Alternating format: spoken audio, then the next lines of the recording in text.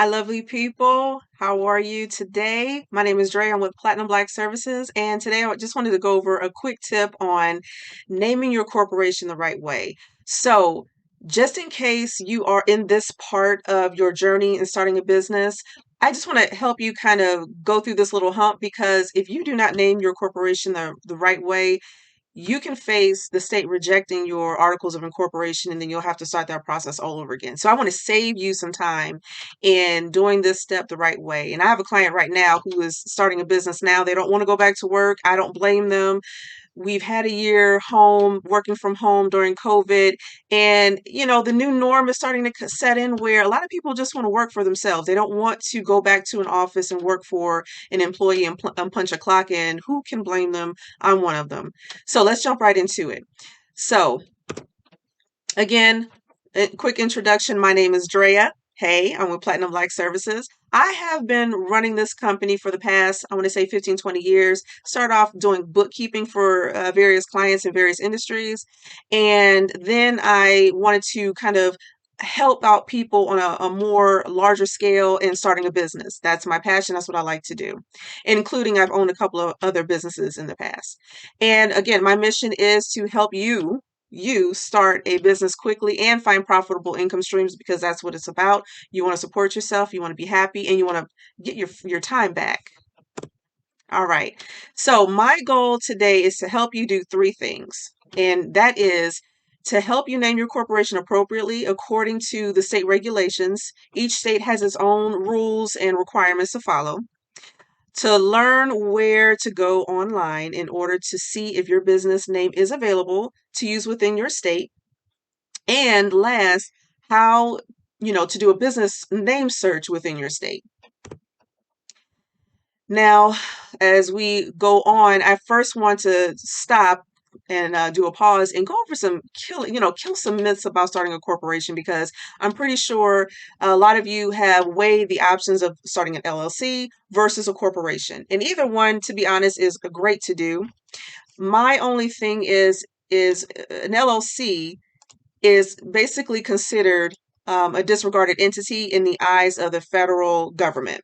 It's not a bad thing, but there are just some tax advantages and things that you don't get to have as an LLC versus a corporation unless you started an LLC and claimed to be a corporation or to be treated and taxed as a corporation, which I don't know. To me, it sounds kind of silly. You might as well just go ahead and be a corporation. That's just my personal opinion.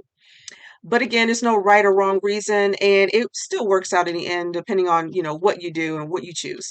So the first myth killer is you don't need, you might think you need a lot of money, but you don't need a lot of money to start a corporation. Not at all.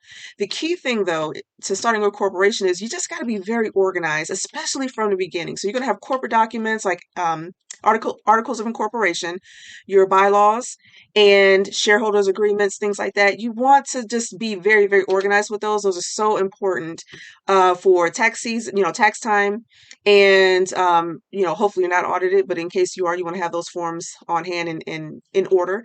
Your books, your bookkeeping, your financial statements. My suggestion, I strongly recommend soon as you open up a business checking account or savings account or both, also run to your store or go online on Amazon and buy QuickBooks because the first dollar that you deposit into your bank it needs to be recorded, and then going forward it needs to be maintained. You have to track every single dollar that goes in and out of your business, and you don't want to wait until the last minute to kind of scramble around and get things in order, but it's just essential to make sure that you have everything in order, and then of course collect all your statements and keep those filed away. The goal is, or the requirement is to keep things on file for 7 years, at least 7 years. And then receipts. And of course, that's where your tax deductions come in. You want to make sure that you're saving a receipt for any and every expense business related and that qualifies as a tax deduction for your business. The next myth killer is you are not required to pay dividends. I think a lot of people decide to go the LLC route is because if I go the corporation route, oh, I'll be taxed twice. And that's not true because corporations, yes, they do pay dividends, but they're not required to pay dividends. That's just an incentive, which is used to kind of keep shareholders investing, pouring capital into the company, keeping it going. And by that time, if you're looking to pay dividends, by then you should have a really good CPA or CPA firm that's helping you through that process and knowing, how to be taxed and how to, get some benefits and kind of save you on that. And then the last myth killer is, oh, you have to be this, you shouldn't start a corporation unless you're, at the level of a Fortune 500 company. Again, that's not true. Every Fortune 500 company is doing the exact same thing that you're doing when you're starting your corporation. Don't let that intimidate you because you don't have to be a big name, a big brand right off, from jump. Even the founder of Apple started in his garage. So you don't have to, be on the same level as the big boys. You just need to start. And, the only difference is that they've been a corporation a lot longer. That's it. Okay, so general naming requirements for corporations, and this is just general across the board for any state in the United States. And that is you cannot use words that may mislead the public into thinking that the company that you're forming is formed other than for the purpose or the purpose listed or stated on your articles of incorporation. And there's about 4 rules to go over that goes into more detail about that. But just in general, you cannot start a business and list on your articles of incorporation that, hey, my business is like a professional commercial cleaning services. And then the next day you want to start a restaurant and use the same name. Nope, that's not going to fly. That's not going to work. All right, so the first rule in naming your corporation, you cannot imply that your corporation is a government entity, financial institution, or any other agency regulated by law without authorization. I'm sorry. So there are restricted words in general that you cannot use, such as bank, savings. You cannot say that your corporation is a trust or insurance company, a credit union, cooperative, etc. You just have to, go and read the forms for filing out a business for your articles of incorporation, and it'll give you a list of names that are restricted. But this is pretty much the general rule. Unless you are authorized and given permission to claim that your business is or one of these things, you cannot use that and you will be denied. Your application will be denied. All right, rule number 2, you cannot imply that your business offers professional services, which requires appropriate licensing by the state. So restricted words like CPA, engineer, attorney, things like that. You cannot say that you offer professional services as a certified public accountant, engineer, attorney, so on and so forth, if you are not licensed. Point blank, period. You cannot do that. That's illegal. And third rule, and we're going to expand the third rule a little bit more, which is you must use words that are distinguishable and not the same as or deceptively similar from another business name. Okay, so basically there are just rules in place that say if someone has this name already registered, you cannot register under that same name or something similar or close to it, which will again confuse the public into thinking that you are a different company or something of that nature where it confuses the public and they don't know who is who. In the state as well. All right, so good example. You cannot use punctuation, contractions, or abbreviations. They do not distinguish one name from another. And we're going to go through 6 quick examples. As you can see, example number 1, night and day is not distinguishable from night and the symbol day. It's just not. Number 2, Hill Supermarket is not distinguishable from Hills with apostrophe S supermarket. Still very, very similar, very close. Number 3, play, kind of like an abbreviation, P.L.A.Y. Inc. is not distinguishable from just saying the word play, Inc. Number 4, barnstormers is not distinguishable, from barnstormers with barn-stormers. Same thing. The state will not approve that name for you. Number 5, do not stop ink is not distinguishable from don't stop ink. Again, we're using that contraction from do not to don't. They're not going to accept it. It looks too similar. And last, Mr. Coffee, where you're spelling Mr. Mister LLC, it's not distinguishable from Mr. if you use the abbreviation or the prefix Mr. Mr. Period coffee. Again, it's too similar. They're not going to allow that and let you form a corporation under that name.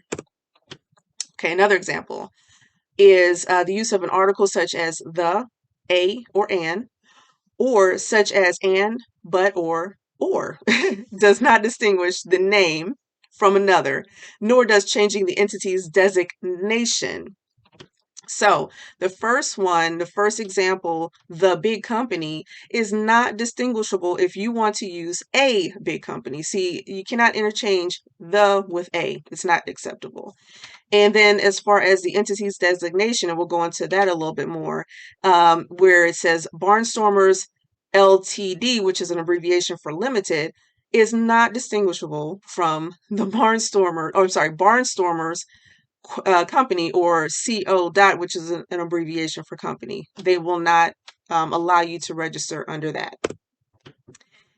All right, so what can be used to distinguish the name? So numbers. So numbers within a name can be used to distinguish one name from another if the number is formatted differently in each name, along with adding more letters. So following example, number 1, Roman Investments 2, which is of course the Roman numeral, II, or 2, is distinguishable from if you use Roman investments and then the number 2, and investments 2 if you spell out the word 2. So they look at that as, different enough, distinguishable enough to say, okay, we can have 2 or more companies be registered in the state, with that being the differentiator. And then number 2, a plumbing is distinguishable between AA plumbing. So you just add another letter. Again, another example with the third example is ABC is distinguishable from AABC, ABBC, ABCC, ABCD, and AABBCC. They're all distinguishable from one another, and the state will allow you to register under those names. And also, reversing words or using a variation of the spelling can also be used to distinguish one name from another. So first example, energy first. You flip those or reverse or flip those words around, it will be distinguishable from first energy. And then if you kind of do a variation of spelling again, quickie, Quickie, Mart, is distinguishable from a different way of spelling quickie. So you just remove the QU and you add QWIKEE Mart, Quickie Mart, or another way of spelling Quickie Mart, and that is acceptable. All right, we're still on rule number 3, and just to wrap that up, a foreign language. If you use a foreign language name, that will not conflict with the English translation. It usually does not. For example, la flor, meaning the flower, when translated into English, that's fine. So you have one language that says the floor as la flor, and it can be registered and acceptable within the state because it's not the exact same word or spelling as the flower. And then just bottom line, at the end of the day, unacceptable words across all states will not be accepted and allow you to register your company. So if any name contains profanity or words or phrases that are generally considered a slur against an ethnic group, religion, gender, or hereditary, it is considered unacceptable right out the gate.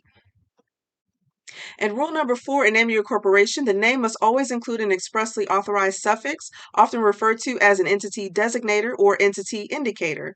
The state of North Carolina, if you are looking to form a corporation there, you can use either the long suffix or abbreviation listed below, such as corporation, incorporated, company, or limited. For short, Corp, Inc., Co., or Ltd. Now, next, we're going to go to the fun part and switch screens for a couple within a few seconds, and I'll show you the website to search for business name availability, which is the North Carolina Secretary of State's website. There, I'll show you how to do a business name search to see if the name is available or not. Now here's the fun part. I went online and I pulled up e-secretaryofstate.com.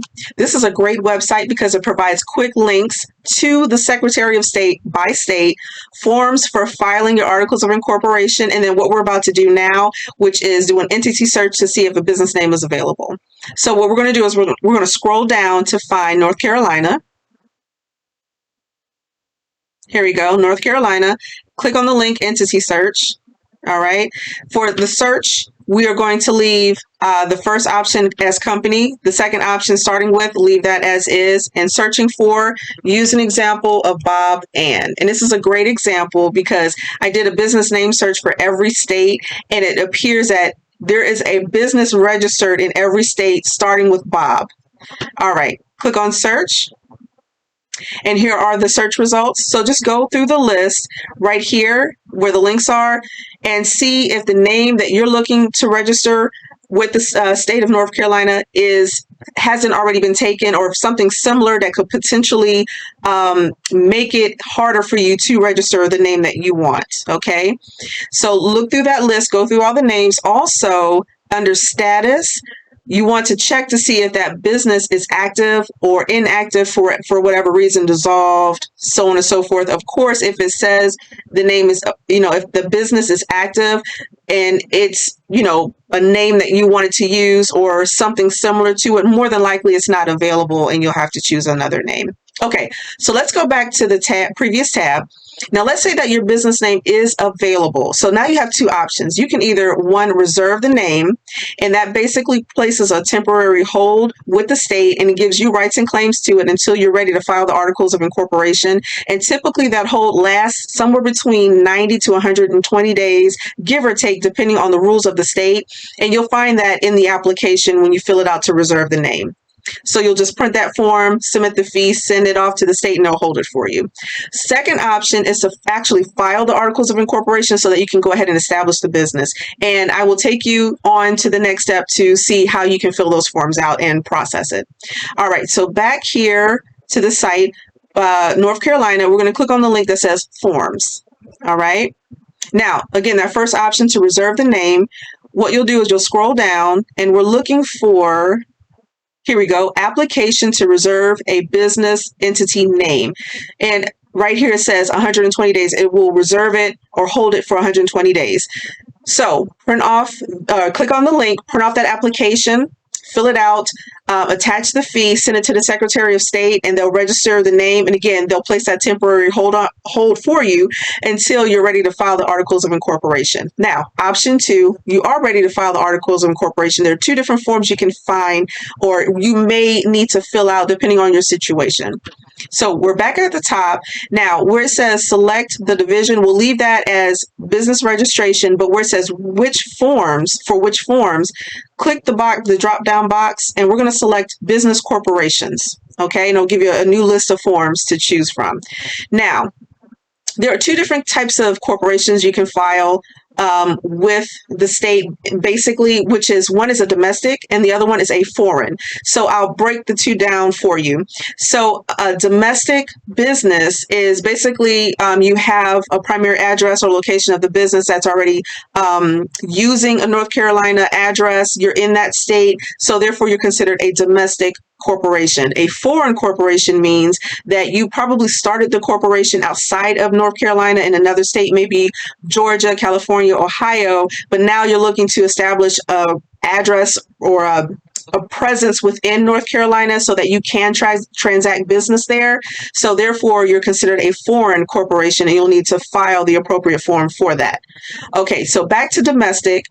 The form you want to fill out for that particular situation are the articles of incorporation for business, and it says it right here, form used to register a North Carolina business corporation.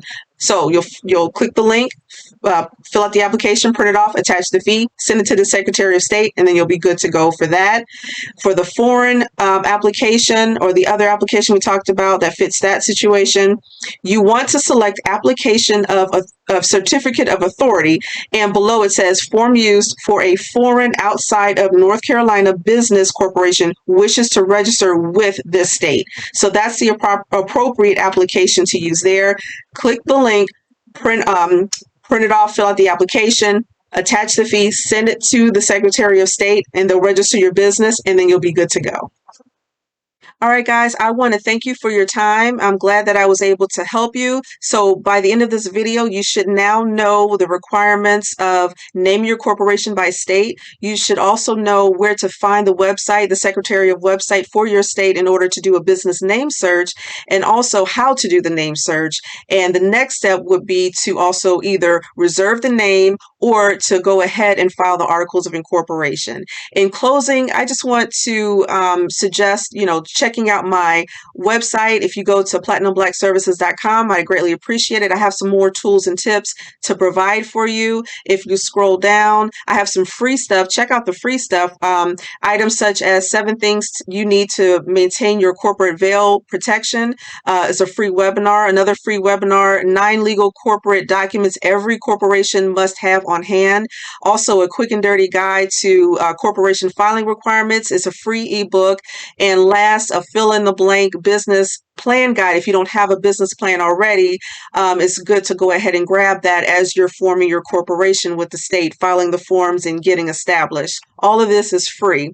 Now, next, I also want to let you know that I have 2 kits that are all inclusive, and it will help you meet specific goals in your journey as you're establishing your corporation within the state that you choose.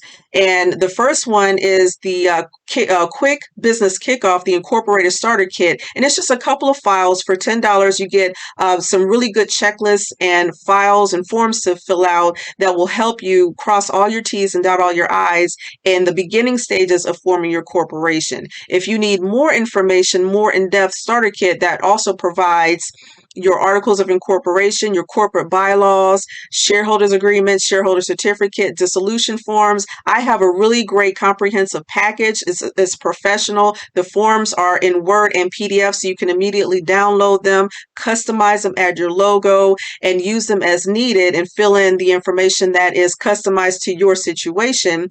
Down here, it's the corporate formation starter kit for the state of, and you just select whatever state that you're in. Right now, I have a special offer. It's if you use the code START NOW, you'll get $60 off. Currently, a kit is $99. You receive over 150 forms. Again, they're all downloadable and easy and quick to use. But right now, with $60 off, I'm giving you a discount of $39. And you can get started right away. So I hope you enjoyed this video. I hope that you've learned what you needed to learn or what needed to know in order to do a business name search for your corporation, and also how to reserve the name or to go ahead and file the articles of incorporation, depending on if you are a domestic corporation or foreign corporation. Thanks again for watching, and I'll talk to you soon.